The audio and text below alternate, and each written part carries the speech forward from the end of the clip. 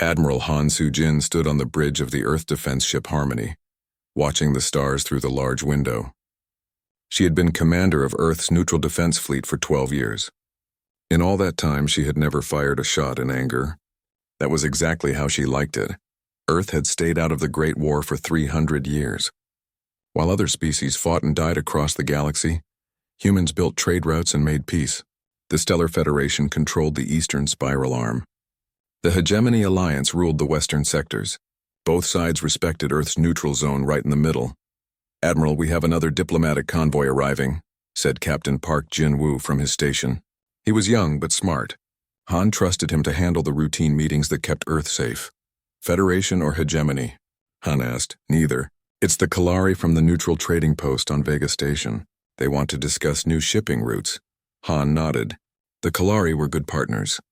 They understood business and never caused trouble, unlike some of the other species that came through Earth space looking for fights. Dr. Kim Tae-ho walked onto the bridge. He looked worried. Kim ran the lunar embassy where all the alien diplomats lived. If he was here instead of the moon, something was wrong. "Admiral, we need to talk," Kim said quietly. Han followed him to her private office. The door closed behind them with a soft click. "3 of our outer colonies have gone quiet," Kim said without waiting. "No radio signals. No shipping reports. Nothing for 2 weeks." "Which colonies?" Han asked, feeling cold spread through her chest. "Kepler Station, New Busan, and Proxima Gardens. All in different sectors. All lost contact on the same day." Han sat down hard in her chair. Those colonies held over 50,000 people each. Good people who had left Earth to build new lives among the stars. "Pirates?" she asked, though she knew the answer. "No. Pirates take things. They don't make entire planets go silent. And our deep space sensors picked up something else." Kim pulled out a data pad. "Ships, big ones. Coming from dark space beyond the outer rim." Han studied the sensor readings. The ships were huge, bigger than anything the Federation or Hegemony built. They moved in perfect formation like a military fleet. But they came from empty space where no known species lived. "How many ships?" Han asked.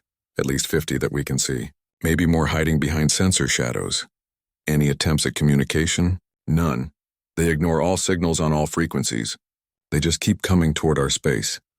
Han walked to her window again. Earth looked so peaceful from here. Blue and green and covered in white clouds. It was hard to believe that something in the dark might want to hurt it. "Call Ambassador Lee," Han said. "Tell her to contact both the Federation and Hegemony. Ask if they know anything about ships coming from dark space." "Already did. They're as confused as we are." The Federation offered to send a battle group to help investigate. So did the Hegemony. "What did you tell them?" "That Earth would handle its own problems, as always." Han smiled despite her worry. Kim understood how things worked. Earth stayed neutral by being strong enough to protect itself. The moment they accepted help from either side, neutrality would end. "Send Captain O to investigate the Kepler system," Han ordered. "Full stealth approach." "She's good at staying hidden. Already done. Her ship left 6 hours ago." Han raised an eyebrow. "You're moving fast today." "I have a bad feeling about this, Admiral. Something is coming. Something we've never seen before." 2 days later, Captain Oh So-young's report arrived. Han read it 3 times before calling Kim back to her office. "Kepler Station is gone," Han said simply. Kim's face went pale. "Gone, you mean destroyed?" "No, gone. The buildings are still there. The landing pads. The power stations. Everything is exactly where it should be. Except there are no people. No bodies, no signs of fighting. 53,000 colonists just disappeared. That's impossible." Captain O sent survey teams down to the surface. They found something. Han activated her wall screen. Images from Kepler Station appeared. Empty homes with meals still on tables. Children's toys scattered in playgrounds. Ships sitting in their docks with cargo half-loaded. "It's like everyone just stopped what they were doing and walked away," Kim said quietly. "Or was taken," Han replied. "Look at this." The image changed to show the colony's main square. Strange marks covered the ground in perfect circles. The marks were burned deep into the rock as if something very hot had landed there. 15 landing sites, Han continued. All the same size. All perfectly spaced. Whatever took our people came prepared. Any idea what made those marks? Our scientists are working on it. But Kim, there's something else. Something worse. The screen changed again. This time it showed deep space far beyond Kepler Station. Hundreds of new contacts appeared on the sensor display. The fleet from dark space. It's not stopping at our outer colonies. It's coming straight for the core systems, straight for Earth. Kim stared at the screen. How long do we have? At their current speed? 2 weeks, maybe less if they accelerate. We should contact the Federation and Hegemony again. Ask for help. Han shook her head. Not yet. First we try to talk. Send a message to the fleet. All frequencies. Every language we know. Ask who they are and what they want. And if they don't answer, then we find out why 300 years of peace is about to end. The message went out that same day. Admiral Han personally recorded it in 12 different languages. She explained that Earth was neutral, that humans wanted peace, that any conflict could be resolved through discussion. The answer came back 18 hours later. The alien voice was cold and mechanical. It spoke perfect English, as if it had been studying human languages for years. The message was simple and terrible. We are the Void Hunters. We harvest. You will provide 50% of your population for processing, or we will take 100%. You have 7 solar rotations to decide. Resistance will result in total consumption. The transmission ended with coordinates for Earth's response. Han played the message for Earth's Leadership Council. President Ko sat in stunned silence. Defense Minister Yoon looked like he wanted to hit something. Ambassador Lee just stared at the screen. Processing? President Ko finally asked. We're working on translation, Lee replied. But based on what happened to our colonies, I think it means exactly what it sounds like. They want to eat us, Minister Yoon said bluntly. Half of us, Han corrected. If we cooperate, and then if we don't, all of us. The room fell quiet. Outside the meeting room windows, Earth continued its peaceful rotation. People went to work. Children played in parks. Nobody knew that aliens from dark space wanted to harvest them like crops. What are our options? President Ko asked. We could evacuate, Lee suggested. The Federation and Hegemony would take refugees. 5 billion people? Yoon shook his head. Impossible. And they'd be scattered across the galaxy? Humanity would effectively end. We could fight, Han said quietly. Everyone looked at her. Earth's military was strong enough to keep pirates away and maintain order. But fighting an alien fleet? Nobody had ever seriously considered it. With what? Ko asked. We have patrol ships and orbital platforms. They have a fleet that made 3 colonies disappear without a trace. We have more than patrol ships, Han said. We've always had more. We just never needed to use it. The others stared at her. Even after all these years, even the president didn't know everything about Earth's defenses. How much more? Yoon asked. Enough, Han replied. The question is whether we're ready to stop being neutral. Once we fight, everything changes. We can never go back to the way things were. President Ko looked out the window at the peaceful world below. Somewhere in space, alien ships were coming to harvest his people. The choice was simple and terrible.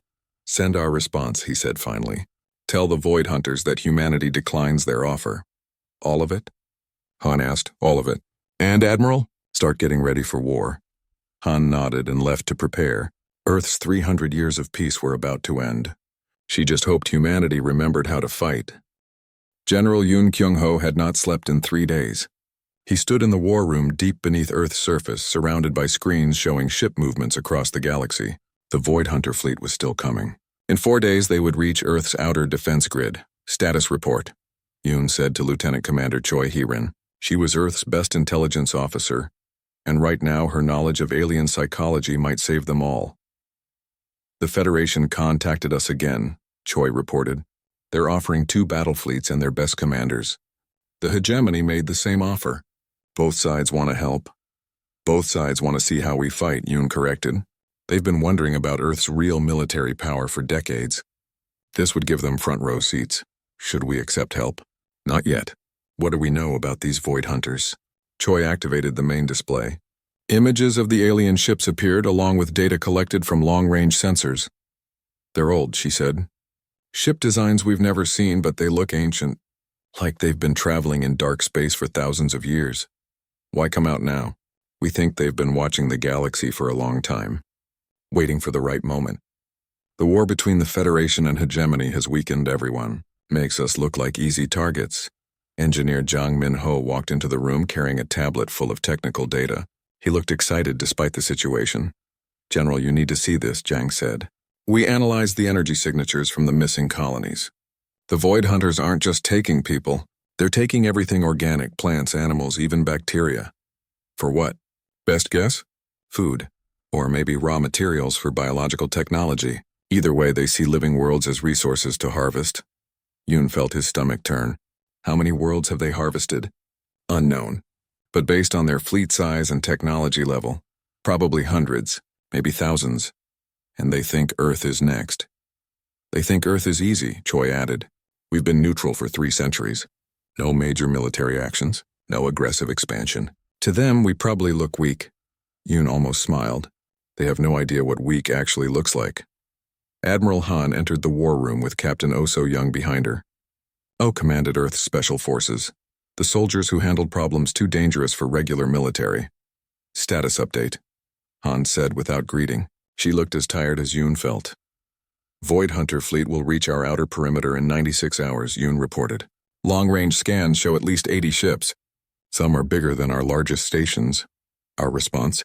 "Defense Plan 7, full activation." Han nodded. Defense Plan 7 was something they had hoped never to use. It would reveal capabilities that Earth had kept secret for 200 years. "What about the diplomatic option?" Oh asked. "We tried," Han replied. "Sent another message yesterday. Asked for negotiations. Asked what they really want. Asked if there was another way." Their response?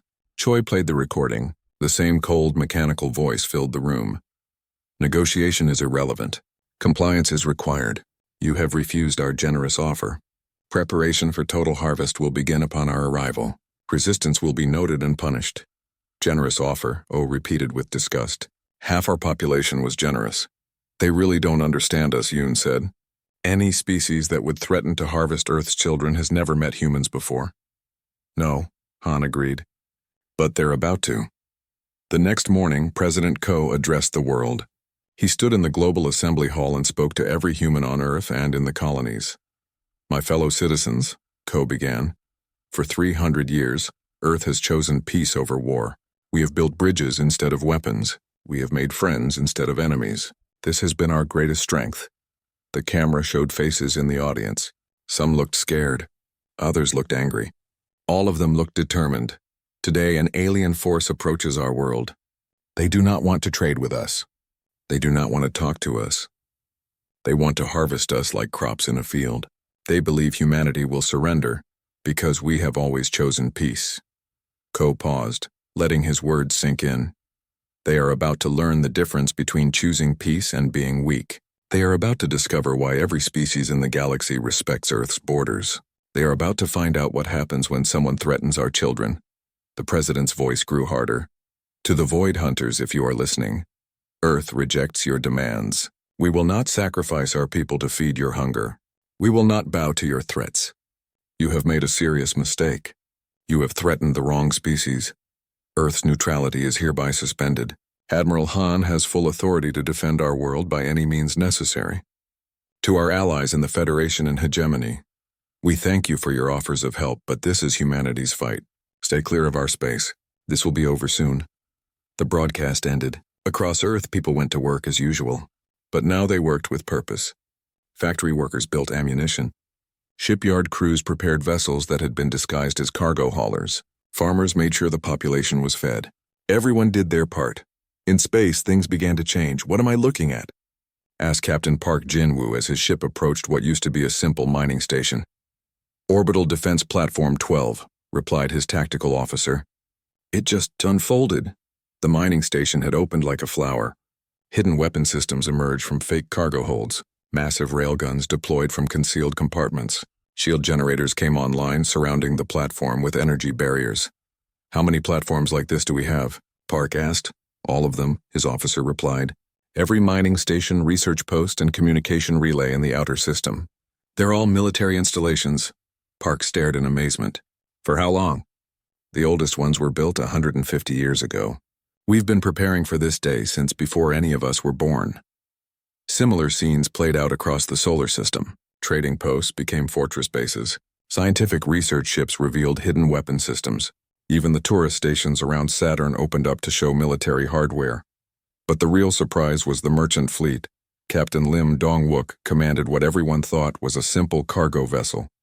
The peace trader carried supplies between Earth and the outer colonies. It looked harmless and slow. "Engineering begin combat configuration," Lim ordered. His ship began to transform. The cargo holds opened to reveal fighter bays. The hull sections repositioned to show hidden armor plating. Weapon systems deployed from every surface. In 10 minutes, the peace trader had become a heavy cruiser. "Sir," his weapons officer reported, "all systems are green. We're ready for battle." Lim smiled. "Signal the fleet. Tell them the merchants are ready to fight." Across space, hundreds of ships made the same transformation. Earth's entire merchant fleet had been designed for war. Hidden weapons, secret armor, false cargo holds full of fighters and missiles. The Void Hunter fleet emerged from hyperspace exactly when predicted. 87 ships arranged in perfect attack formation. They moved toward Earth like they owned the galaxy. They sent one final message. Surrender is no longer possible. Harvest will begin immediately. Do not resist. Compliance will make the process faster. Admiral Han stood on her bridge and watched the alien fleet approach. Around her, Earth's true military power was finally revealed. Hundreds of warships that had pretended to be peaceful traders. Orbital platforms that could destroy entire fleets. Defense systems that had been hidden for generations. "Signal all ships," Han ordered. "This is Admiral Han to all units. Earth's neutrality is ended. The enemy wants to harvest our people, our families, our children. This will not happen." She paused, thinking of 300 years of peace about to end. "All ships, this is direct order. Show them what happens when someone threatens humanity. Show them what we've been hiding. Show them why Earth stayed neutral for so long." "Ma'am," her communications officer said, "the Void Hunters are hailing us." "Put them through." The alien voice filled the bridge, still cold and mechanical. "Your resistance is noted. Your species will be punished severely. Surrender now and some may survive for breeding stock." Han looked at the image of the Void Hunter fleet on her screen. They still moved in perfect formation, confident and arrogant. They had no idea what was coming. "This is Admiral Han Soo-jin of Earth Defense Command," she replied. "You made a mistake coming here. You made a bigger mistake threatening our people. You made the biggest mistake of all thinking humans are weak because we choose peace." She gestured to her weapons officer. "Let me show you the difference between choosing peace and being peaceful. All ships, open fire. Send them back to the dark where they belong." Space erupted in light as Earth's hidden fleet opened fire. The war had begun. The first battle lasted exactly 6 hours and 12 minutes. Fleet Admiral Bae Jong-soo watched from the command center as Earth's weapons tore through the Void Hunter fleet. The aliens had expected to fight cargo ships and mining platforms. Instead, they faced the most advanced military force in the galaxy. "Void Hunter formation is breaking apart," reported Major Kang Yuri from her tactical station. "They're trying to retreat." "Don't let them," Bae ordered. "Captain Lim, take your squadron around their left flank." Captain O hit them from above. No survivors. The battle was not even close. Earth ships moved like dancers, each one knowing exactly where the others would be. The humans had practiced these formations for decades in secret exercises. The Void Hunters flew in straight lines, easy targets for weapons they never saw coming. "Enemy flagship is breaking apart," Kang reported. "That's their command ship gone." "Good. Signal all ships to collect debris. I want our scientists to study every piece of their technology." Dr. Shin Yun-ji was already preparing for that task. She ran Earth's Advanced Weapons Research Program, the group that had designed many of the systems now destroying the alien fleet. "Admiral," Shin said through the communication link, "we're detecting some interesting energy signatures from their weapons. Very different from anything the Federation or Hegemony use." "How different?" "They're using biological technology, living weapons that grow and adapt. It explains how they harvest organic matter. They feed it to their ships." Bae felt disgust rise in his throat. "They turn people into ship fuel, among other things. But Admiral, this gives us an advantage. Biological systems have weaknesses that pure technology doesn't." "What kind of weaknesses?" "Disease, poison, genetic damage. We can kill their ships the same way we kill bacteria." The last Void Hunter ship exploded in a ball of green fire. The immediate threat was over, but Bae knew this was just the beginning. The aliens had mentioned harvesting hundreds of worlds. That meant there were more fleets out there. "Long-range sensors are picking up new contacts," Kang reported. 3 more fleets approaching from different directions. "Bigger than the first one." "How much bigger?" 200 ships each. "They'll arrive in 36 hours." Bae nodded. The Void Hunters were calling for reinforcements. Good. That meant Earth would face their main force all at once instead of fighting endless small battles. Signal all defense stations, he ordered. Prepare for extended combat. And get me a channel to President Ko. It's time to activate the deep reserves. President Ko was in the Situation Room beneath the capital city. Around him sat the leaders of every major nation on Earth. For the first time in 300 years, the world was completely united. 600 Void Hunter ships are coming, Ko announced. Our initial victory has made them angry. Can we handle that many? Asked Prime Minister Nakamura from the Pacific Federation. We're about to find out, Ko replied. He turned to Defense Minister Yoon. Activate Protocol 7. All of it? Yoon asked. Everything. The Void Hunters want to see Earth's full strength. Let's show them. Protocol 7 had been Earth's greatest secret for over a century.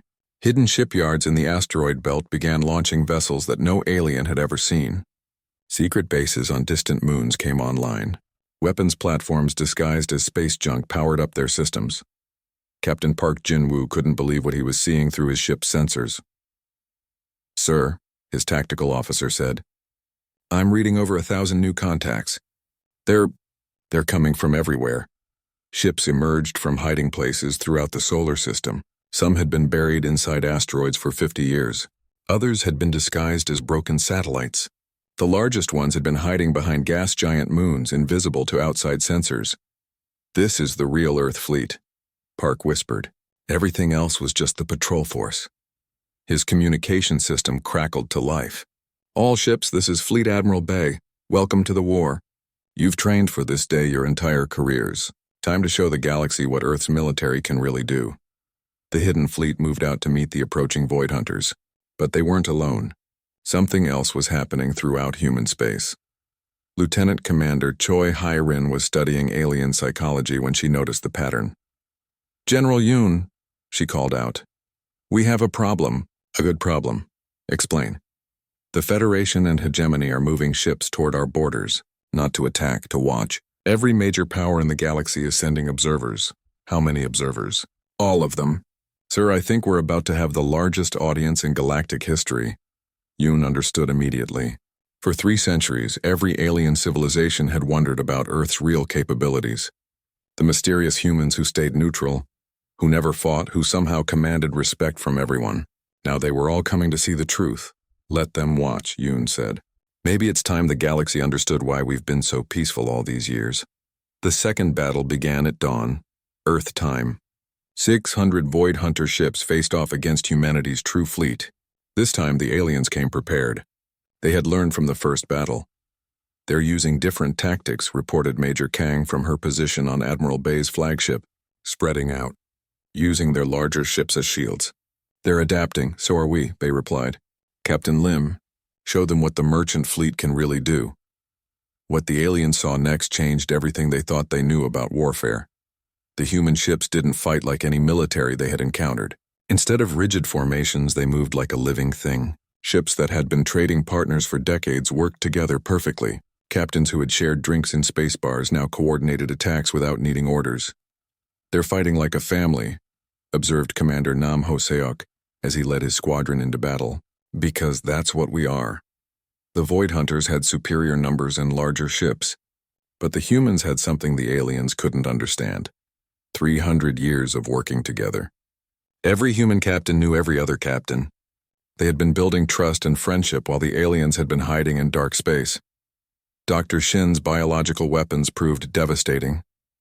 Human scientists had spent decades studying every known life form in the galaxy. Now they turned that knowledge into weapons that attacked the Void Hunters' living ships. Their hulls are failing, Shin reported from her research vessel. The biological components are dying. It's like watching a forest fire spread through their fleet. But the real surprise came when the alien observers tried to help. Admiral, Communications Officer Lee Da-yoon reported, We're getting signals from the Federation fleet. They want to assist in the battle. Tell them we appreciate the offer, Bay replied. But this is humanity's fight. Sir, the Hegemony is saying the same thing. So are the Tau Collective, the Rigel Commonwealth, and the Free Worlds Alliance. Everyone wants to help, Bay paused. In 3 centuries of neutrality, Earth had made friends with every major power in the galaxy. Now those friends wanted to stand with humanity. Signal all allied fleets, Bay decided. Tell them if they want to help, form a defensive line behind our forces. Protect the inner system in case any void hunters break through. What happened next had never been seen before in galactic history. Ships from a dozen different species formed a protective barrier around Earth's solar system. Federation vessels flew alongside hegemony cruisers. Ancient enemies worked together to protect the humans who had kept peace between them for centuries. Sir, Lee reported with amazement in her voice, I'm reading over 3,000 allied ships. Everyone came. Species that haven't spoken to each other in decades are coordinating their defenses. The message was clear to the void hunters. If you want to harvest humanity, you'll have to go through all of us. The battle raged for 18 hours. When it ended, 600 void hunter ships had been reduced to debris and floating biological matter. Not a single human vessel was destroyed, though many were damaged, but Admiral Bay knew the war was far from over. Long-range sensors, he called out. Any more fleets coming? Negative, sir, but we're detecting something else. A massive structure in deep space. It's heading this way, but slowly. How massive? Sir, it's the size of a small moon, and it's definitely artificial. Bay studied the sensor readings. Whatever was coming was 10 times larger than the biggest ship humanity had ever built. It was also very old, crusted with the debris of centuries in space. Their home base, he realized. The Void Hunters are bringing their entire civilization to finish this. He opened a channel to President Ko. Mr. President, we've won 2 battles. But the war is about to get much bigger. The enemy is bringing everything they have. How long do we have? 3 weeks. Maybe 4. Enough time.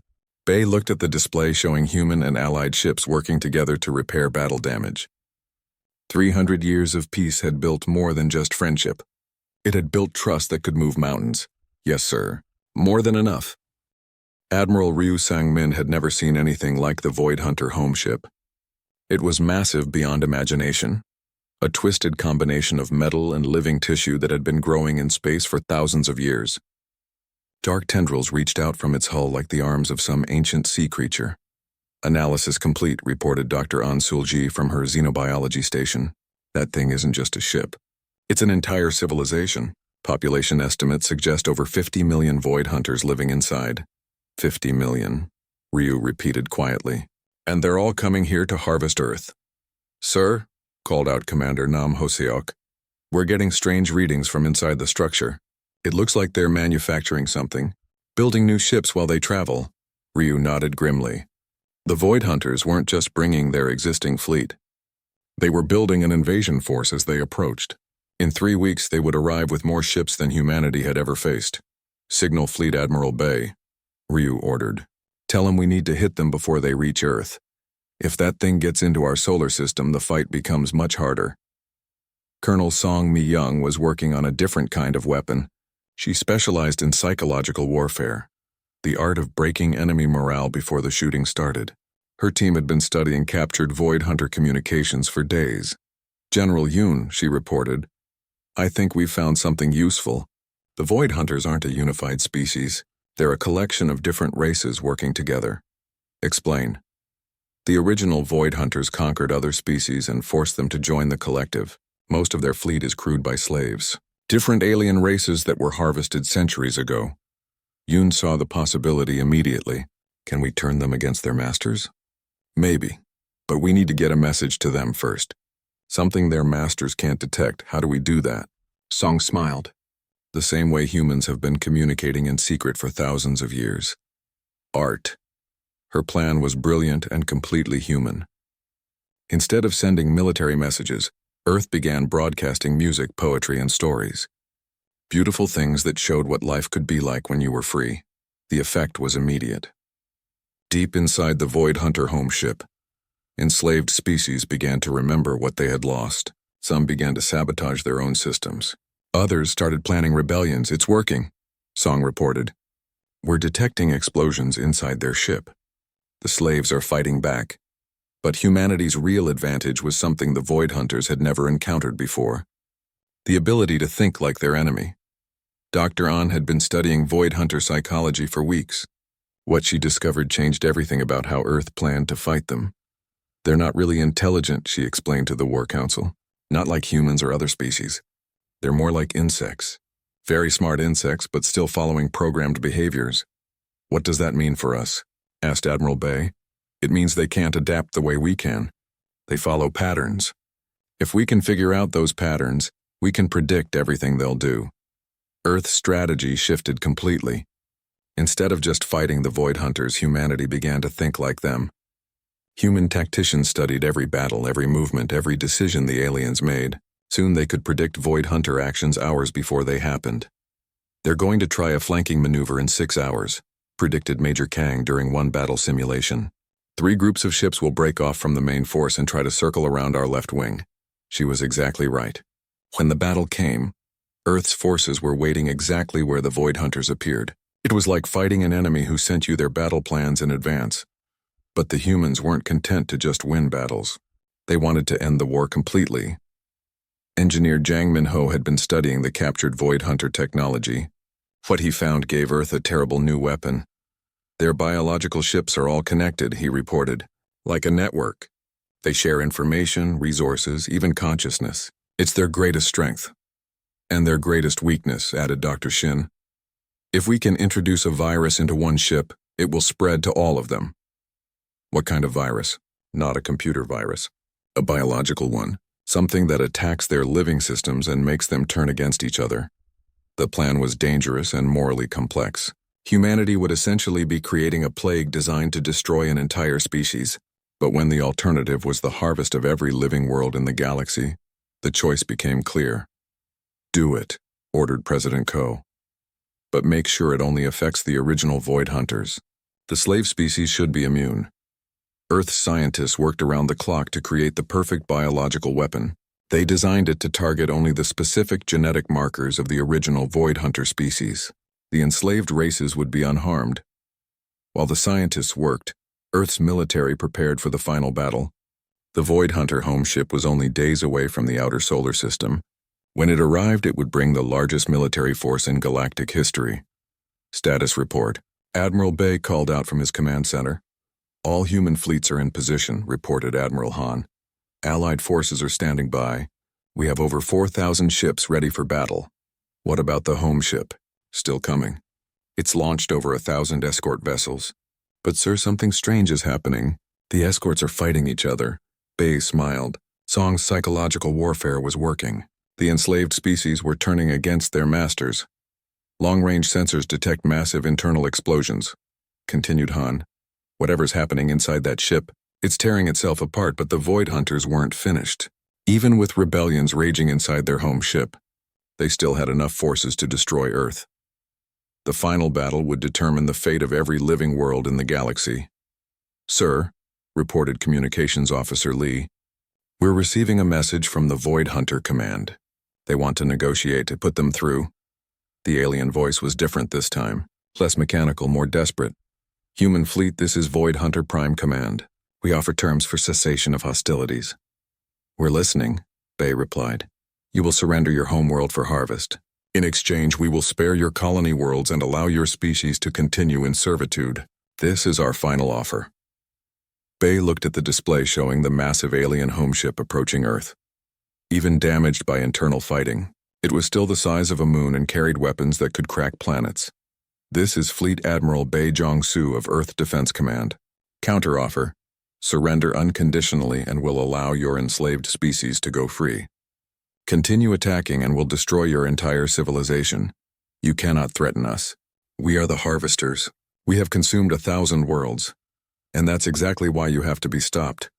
Bay cut the communication and turned to his weapons officer. Signal all ships. Prepare to launch the biological weapon. Target the home ship's primary biological systems. Sir, Dr. Shin reported, the weapon is ready, but once we use it, there's no going back. It will spread through their entire network. Will it stop them? Yes, completely. Bay thought about the thousands of worlds the Void Hunters had harvested. Billions of innocent people who had died to feed alien hunger. The choice was clear. Fire. A single missile launched from Earth's flagship. It looked tiny against the massive Void Hunter home ship, like a needle approaching a mountain. But inside that missile was humanity's answer to 10,000 years of galactic predation. The missile struck the alien ship's hull, and penetrated deep into its biological systems. For a moment, nothing happened. Then the Void Hunter homeship began to die. The biological virus spread through the ship's living systems like wildfire, but it was designed to do more than just kill. It made the Void Hunters turn against each other, fighting over resources that no longer existed. Internal systems are failing throughout their fleet, reported Major Kang. The escort ships are attacking each other. The home ship is breaking apart. But the most important effect was happening inside the ship's slave quarters. "Sir," called out Colonel Song, "we're receiving transmissions from inside the home ship. The enslaved species are taking control of entire sections. They're asking for our help." "Give it to them," Bay ordered. "Send our boarding parties. Help them take control of their own ships." Commander Nam led the rescue mission personally. His special forces teams teleported directly onto the Void Hunter home ship, fighting through dying biological corridors to reach the enslaved populations. What they found broke their hearts and filled them with rage. Millions of beings from hundreds of different species, kept in cages like livestock. Children who had never seen sunlight. Families separated for generations. Entire civilizations reduced to breeding stock. "Get them out," Nam ordered his teams. "All of them. And find me any Void Hunters still alive. I have questions for them." The rescue took 3 days. When it was over, Earth had saved over 40 million enslaved beings and completely destroyed the Void Hunter civilization. The biological weapon had done exactly what it was designed to do, but the war wasn't over yet. There were still Void Hunter fleets scattered across the galaxy, harvesting other worlds. And now it was humanity's job to stop them all. President Ko, Admiral Bay reported, "The immediate threat is ended, but we've found evidence of 17 more Void Hunter fleets operating in distant Sisti." President Ko Hyun-woo stood before the largest gathering in galactic history. Representatives from every known species filled the Great Hall on Luna Station. After 6 months of hunting down the remaining Void Hunter fleets, the galaxy was finally free from the harvest threat. "Friends and allies," Ko began, "we gather today not to celebrate victory, but to ensure this horror never happens again." The hall was quiet. Everyone had seen the reports from the rescued worlds, planets stripped of all life, civilizations reduced to nothing, billions of people who had died to feed an alien hunger that could never be satisfied. General Seo Byung-hun sat in the military section, wearing the uniform of Earth's new galactic peacekeeping force. His job was to govern the former Void Hunter territories and help the rescued species rebuild their lives. "The Void Hunters are gone," Ko continued. "Every fleet destroyed, every harvesting ship eliminated. But they leave behind a galaxy that must heal." Behind the president, a massive display showed the scope of what they had accomplished. 17 separate military campaigns across the galaxy. Over 300 battles. Not a single Void Hunter ship had escaped. "The question before us today is simple," Ko said. "How do we make sure this never happens again?" Ambassador No Ji-hoon rose from the Earth delegation. He had been appointed as humanity's representative to the new Galactic Council, the organization that would replace the old system of competing powers. "Mr. President, honored delegates," No began, "Earth proposes the creation of the Never Again Doctrine, a set of laws that will govern all spacefaring civilizations." The doctrine was simple but comprehensive. Any species that threatened genocide would face immediate response from the combined galactic fleet. Any civilization that attempted to harvest other worlds would be stopped by any means necessary. Most importantly, every species would contribute to a permanent peacekeeping force that could respond to threats anywhere in the galaxy. "Who would command this force?" asked the Federation representative. "Earth," No replied simply.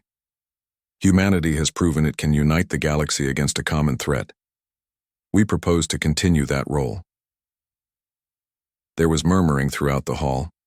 Some species were uncomfortable with human leadership. Others remembered that Earth had just saved all their worlds from harvest. "What guarantee do we have," asked the hegemony delegate, "that humans won't use this power for conquest?" Ko stood up to answer personally, "Because conquest was never our goal. For 300 years, we could have built an empire. We had the technology. We had the alliances. We chose peace instead. The only reason we fight now is because someone threatened our children." Admiral Park Yoon-soo had been commanding the new Galactic Peacekeeping Force for 3 months.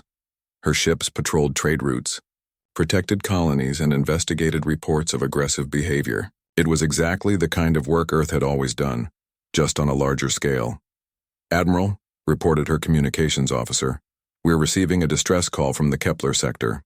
Unknown ships attacking a civilian convoy." "How many ships?" "3. Small vessels, probably pirates trying to take advantage of the post-war confusion. Dispatch 2 patrol squadrons. Standard protection protocols." It was the kind of response that happened dozens of times each day. The galaxy was learning that aggression would be met with swift, overwhelming force. Pirates and raiders were discovering that the peacekeeping fleet appeared wherever innocent people were threatened. But the real work was happening on the former Void Hunter worlds. Dr. Kim Tae-ho had been appointed Director of Galactic Rehabilitation.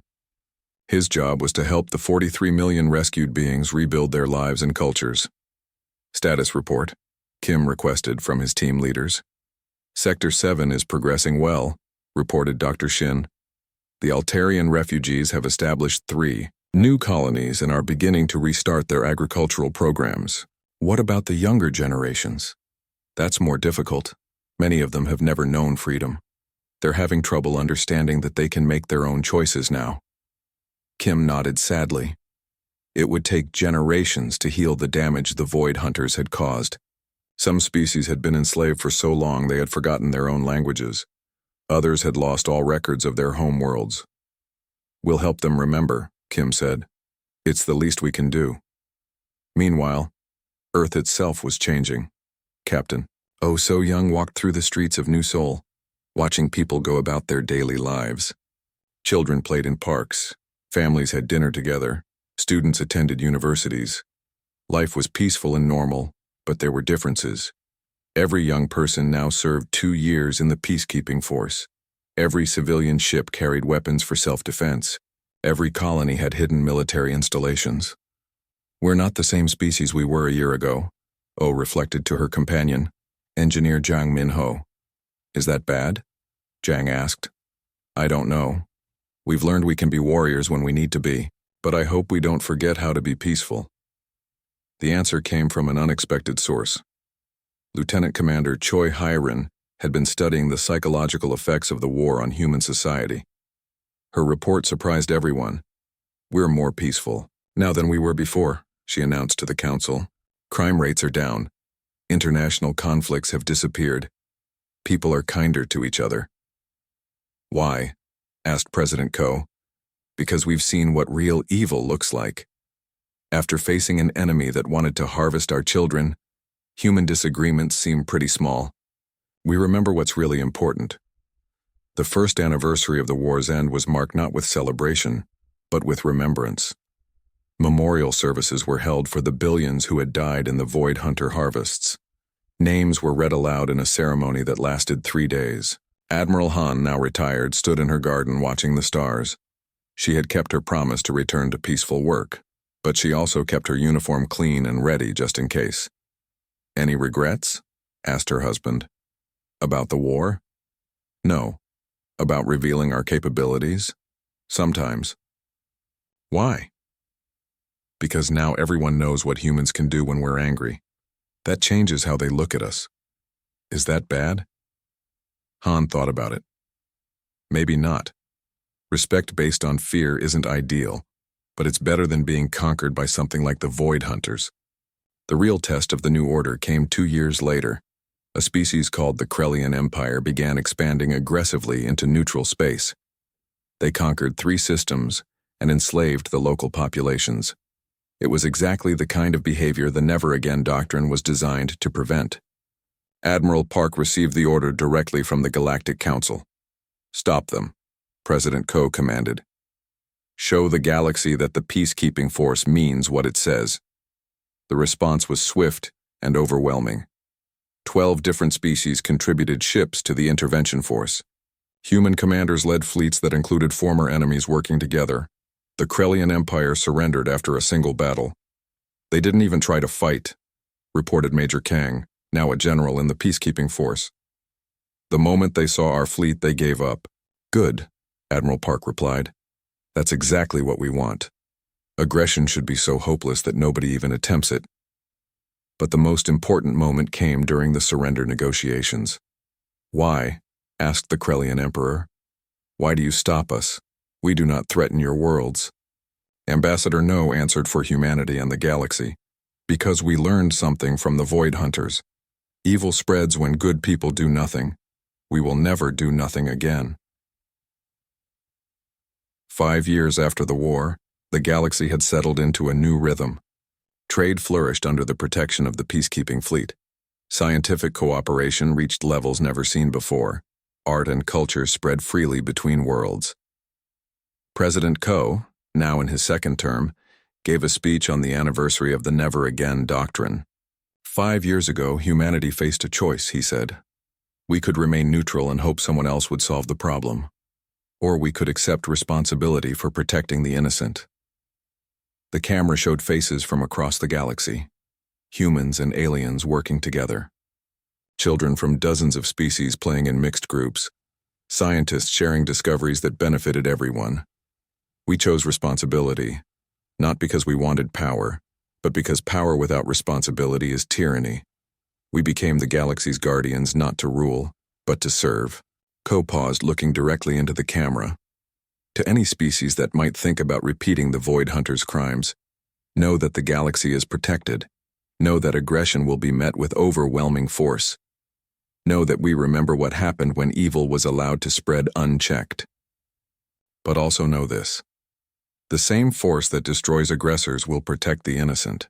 The same strength that ended the Void Hunter threat will help you build a better future.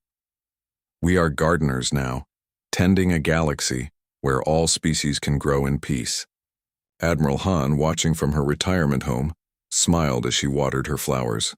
Outside her window, ships from a dozen different worlds passed overhead, carrying trade and friendship between the stars.